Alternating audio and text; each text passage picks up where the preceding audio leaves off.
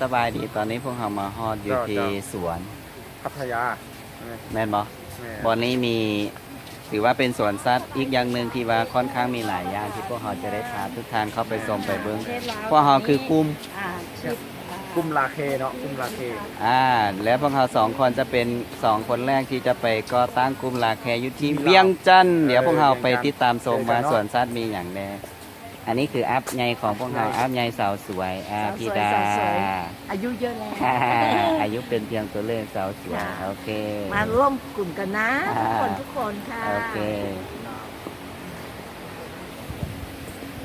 นี่ก็ถือว่าเป็นโปรสำหรับกุ้มลาเคเส้นยอดอีหลีงามหลายเด้อสำหรับตัวนี้คุณงามเลยเนาะคุณงามเลยกุ้มลาเคเดี๋ยวต่อไปจะจัดที่ลาวเดี๋ยวพวกเขาจะมีโปรดีๆอยู่ที่ลาวก็คือแนะนำยอดขายร้านโกกีบก็สามารถเที่ยวแบบนี้ได้แม่นบ่เนาะแม่นสุดยอดอีหลีสุดยอดเลยเสิร์ฟทุกคนก็พร้อมเด้อเข้าไปลุ้นสำหรับวัยรุ่นหรือนักศึกษาคนใดที่เรียนจบใหม่แล้วยังว่างงานบ่มีเวียกเฮ็ดสามารถมาเข้าร่วมกับโครงการของพวกเขาง่ายๆก็คือ1เข้ามาปรึกษากับพวกเราโดยที่บ่มีการลงทุนอย่างก้อนเมื่อท่านเข้าใจแล้วพวกเราเคยมาจับมือวางแผนแล้วก็ร่วมไปด้วยกันได้มาท่องเที่ยวนำกันง่ายๆแบบนี้ตอนนี้พวกเรากำลังย่างจะไปแต่งตัวเป็นชุดไทยที่มันอลังการแล้วเพื่อนจะพาพวกเราไปเที่ยว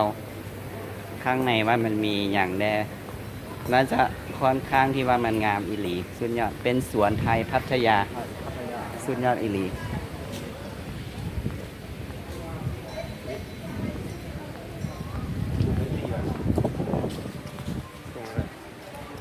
ดอกบัวอันนี้คือดอกบัวที่ใหญ่ที่สุดในโลกมีแต่ดอกเดียว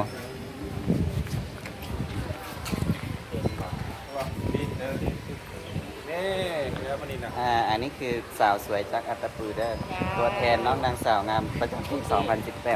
2018 ตอนนี้พวกเรากำลังจะเข้าไปอยู่ในที่สวนไทยพัทยาเดี๋ยวพวกเราเข้าไปแต่งตัวล่อๆงามๆทางในก่อน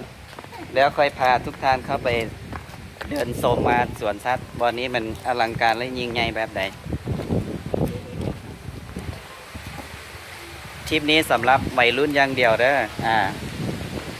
เพื่อให้เฮาก็มีอายุประมาณ31 ปีสุดยอดเลย18เลื่อนอันฝากธนาคารไม่มากันมามาเด้อมวนที่สุดเลยมวนที่สุดผู้ใดบ่มาแล้วใส่เกียร์เสียใจเด้อเสียใจแน่นอนเสียใจแน่นอนอันนี้คือลูกช้างน้อยลูกช้างน้อยลูกช้างน้อยนะฮะเดี๋ยวจังน้อยพวกเราสามารถไปที่ช้างน้อยแล้วจะพาทุกท่านยังเดินเข้าไปชมภาพธรรมชาติอยู่ในที่นี้สุดยอดอีหลีอันนี้นักขายมือทองจากกลุ่มลาเคอยู่ประเทศไทยเด้ยังโซเด้อผู้สาวเราสามารถติดต่อได้นะครับ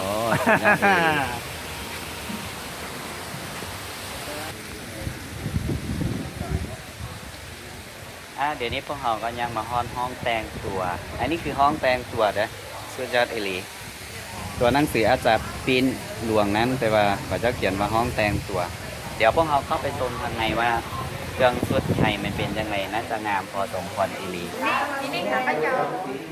เดี๋ยวนี้ก็น้องสาวป้าเสียเด้อสุดยอดอีหลีโอเคกำลังเข้ามาแต่งตัวอยู่ในห้องแต่งตัวชุดไทยพอไปแต่งตัวจะเพื่อเป็นยอดอีหลี